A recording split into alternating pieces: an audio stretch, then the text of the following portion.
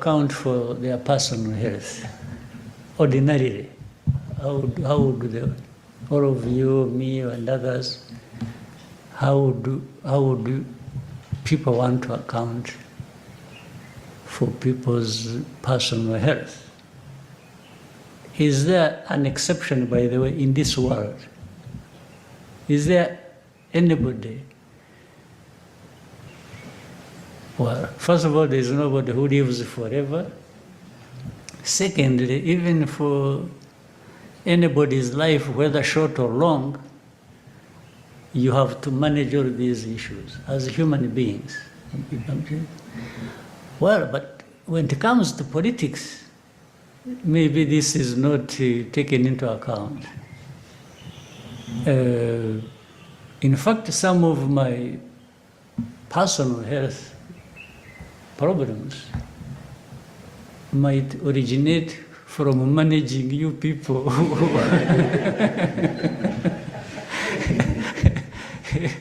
The amount of stress you and so for me as a human being, yeah, you know, people got COVID, they get this, they get the flu, they get a cold. People just, even their own hearts, as they are moving, the heart stops and somebody falls down. I mean, isn't this human? What is the problem? What do people want me to account for? That I'm not human?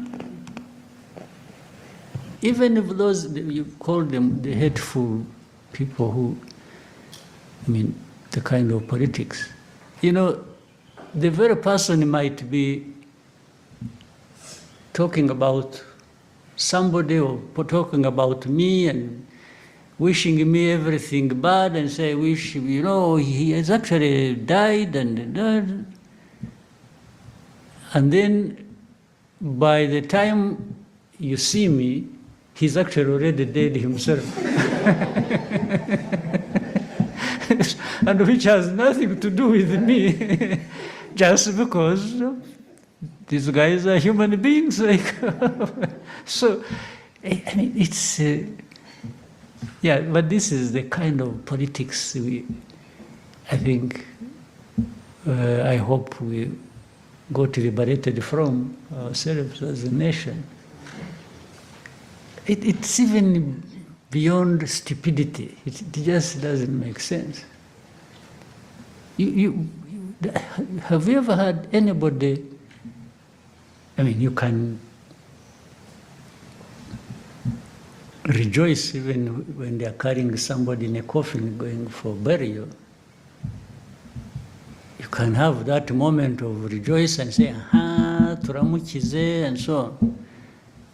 And by the time he gets into his car, 1 kilometer, he has followed the other one.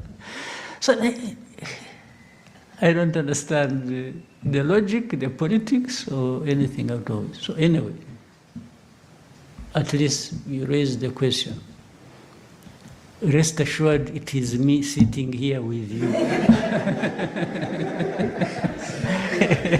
23 and FCM 23 or Rwanda as it is perceived, or our enemies.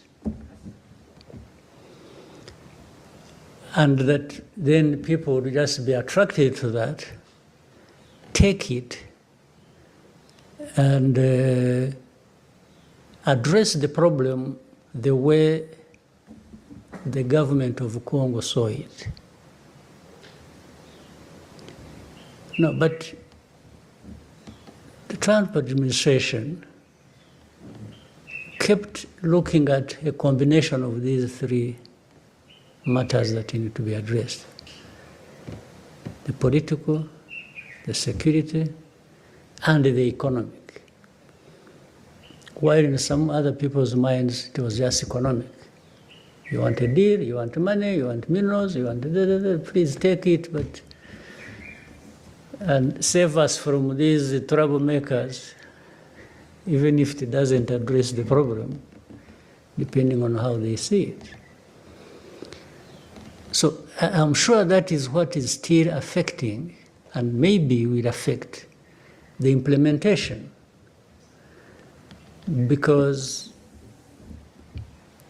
what people had in mind is not necessarily 100% what they are getting.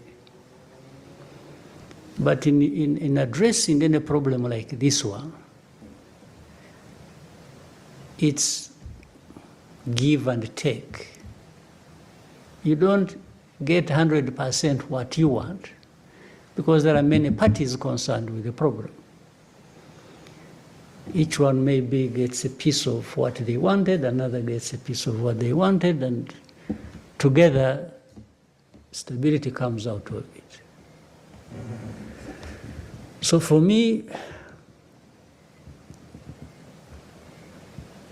I think there is a chance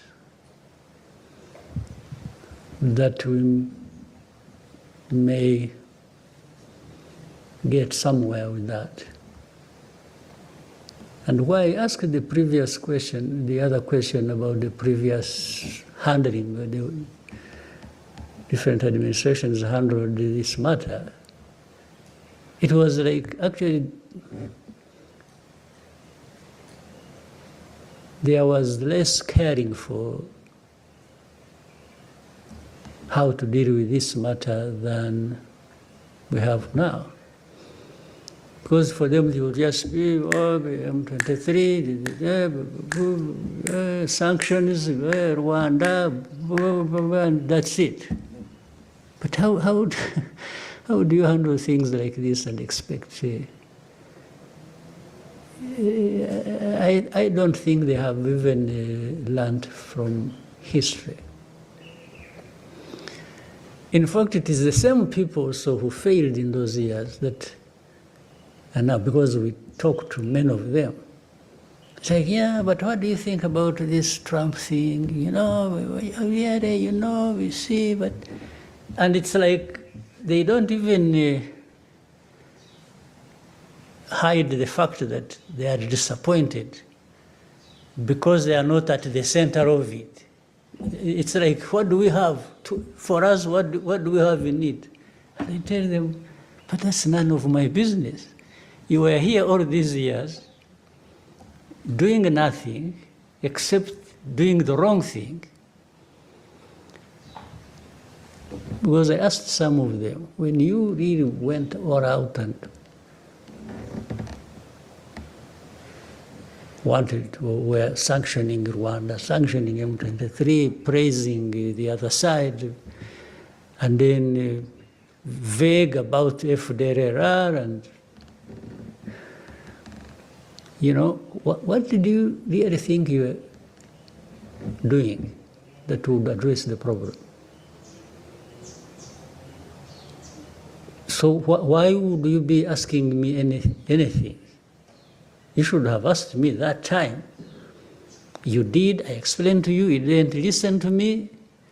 You decided to do things the way you wanted because you thought... And in fact, I also don't stop reminding them that actually they are part of the problem.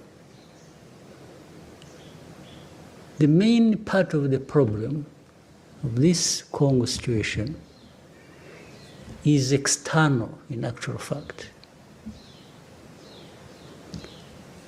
Look at the UN presence in Congo. How many years has it been there now? So, and I keep asking people, you sat long ago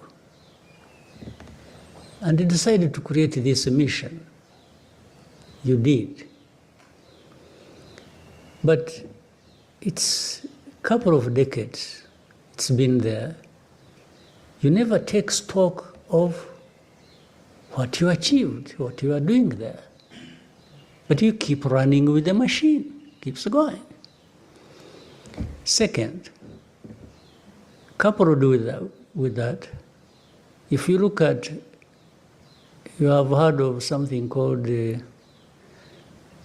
group of experts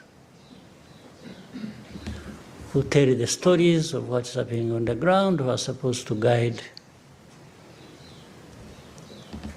some of the actions and so on and so forth. The expertise they provide, the reports they write, actually do not have anything to do with the situation itself. These reports were written long ago, when they were being given the mission. So they just come to make sure that everything conforms to that as of origin. Because that's why you always find it's all others guilty in this situation of different things, except the actual perpetrators. You will never find they write anything comprehensively about FDLR. You will never find they write anything comprehensively about how government institutions are connected with FDLR in spreading hate ideology, genocide ideology. Things that are done in broad daylight for everybody to see. So you wonder how experts cannot see that. But all the reports, 75%, it's blame on AFC M23 and Rwanda. And they're always tight because there's a Rwanda-backed M23. You will tell me in your research, if you ever saw anywhere DRC-backed FDLR, you will never. So the narrative is already written. They just come here to make sure things are adjusted to suit what they want. They talk about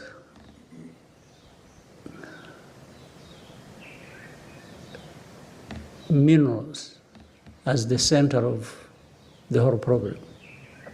By the way, they should also blame themselves, because if you highlight minerals and then later on you blame somebody for also saying, yes, we have a deal in minerals, but around that we want to solve a problem, because they are the ones who highlighted the minerals in the first place.